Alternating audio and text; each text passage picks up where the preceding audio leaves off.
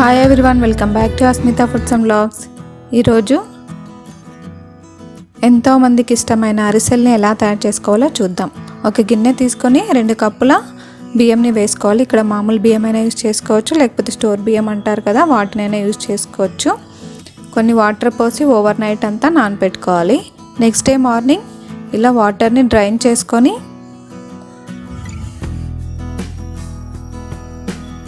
బియ్యంని ఇలా క్లాత్ మీద మొత్తం స్ప్రెడ్ చేసుకోవాలి. ఒక అరగంట సేపు ఇలా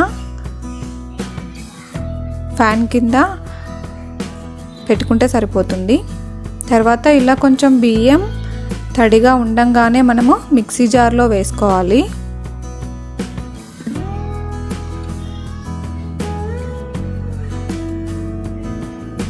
ఇలా తడిగా ఉండంగానే బియ్యం మిక్సీ జార్లో వేసుకొని పౌడర్ చేసుకోవాలి.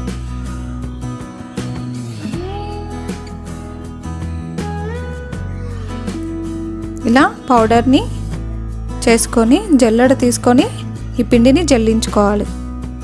లాస్ట్లో వస్తుంది కదా, అది కూడా మరి మిక్సీ జార్లో వేసుకొని మరి జల్లెడ పట్టుకొని అది కూడా యూస్ చేసుకోవచ్చు.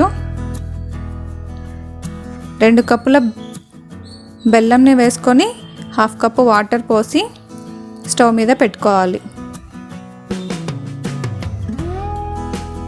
ఇలా కలుపుకుంటూ పాకం రెడీ అయిందో లేదో మనం ఇలా కొన్ని వాటర్లో ఈ పాకంని వేసుకుంటే ఉండలాగా ఫామ్ అయితే మనకి పాకం రెడీ అయినట్టు. ఇక్కడ ఇంకా సరిగా పాకం రెడీ కాలేదు.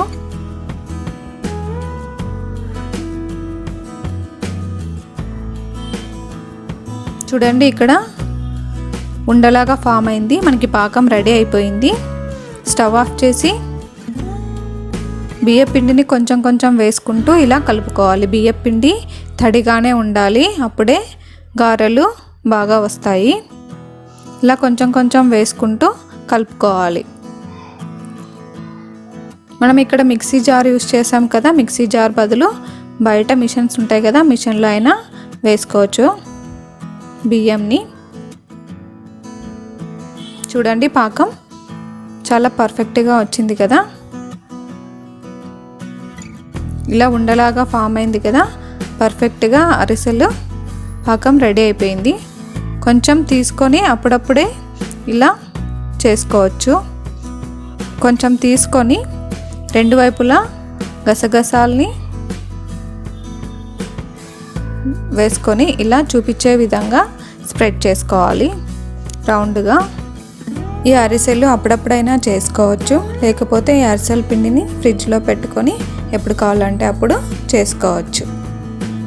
ఆయిల్ వేడైన తర్వాత వేసుకొని 2 వైపులా ఈవెన్గా బ్రౌన్ కలర్ వచ్చేంత వరకు మీడియం ఫ్లేమ్లో పెట్టుకొని కాల్చుకుంటే ఎంతో టేస్టీగా అరిసెలు రెడీ. ఈ రెసిపీ మీకు నచ్చినట్లయితే లైక్ చేయండి, మీ ఫ్రెండ్స్కి రిలేటివ్స్కి షేర్ చేయండి.